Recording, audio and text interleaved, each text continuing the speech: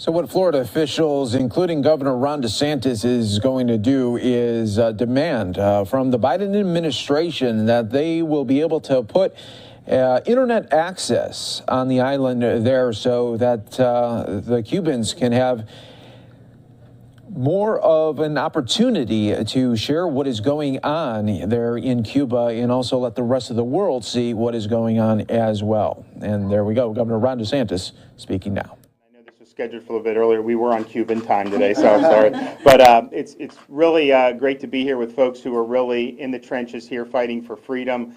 We are seeing on the island of Cuba people fighting against a communist dictatorship. That is a noble cause.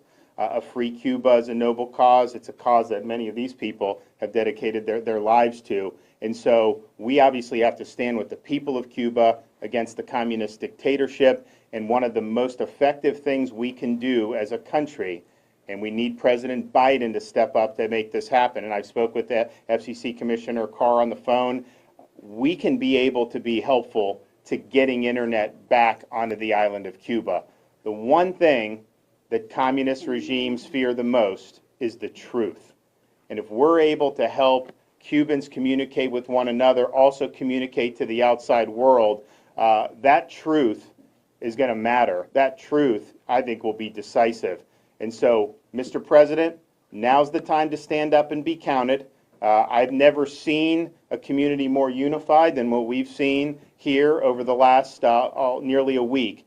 So this is a time for choosing. This is a time to stand with the people who are seeking freedom from a brutal 62-year reign of communist oppression. And we're happy to do whatever we can on the state level to be able to assist the effort. This is not something that is as easy as saying, okay, next minute it'll be on, but we absolutely can do it if we get quick movement out of the White House. And so, Mr. President, please heed the calls, stand with the people of Cuba in their hour of need. This is one of, I think, the key things that can be done at this moment in time. With that, I'll let our Lieutenant Governor come up and talk. Well, thank you again for being here. And I just want to say over the last couple of days, I've thought, what would my father have thought of this situation? He passed last November. He came to this country in 1961. My mom came shortly after with my oldest sister. They came here because they understood that they needed freedom. They understood it then, just like the Cubans understand it now.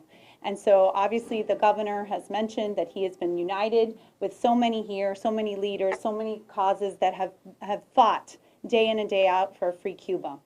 And what I can tell you is that we have no stronger advocate than this governor, supporter than this governor. And so we want to continue to put the pressure on the White House, to continue to put the pressure on the administration to help these people that so desperately need it.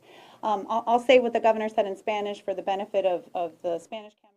All right, so that was the event there in Miami. We heard a good portion of it there. Florida officials, including Governor Ron DeSantis, really hoping that the internet access could be turned back on for Cubans. We heard that Governor Ron DeSantis, really the big soundbite from that is that what communist regimes hate the most is having their people have access to the internet where they can see really how the whole world operates.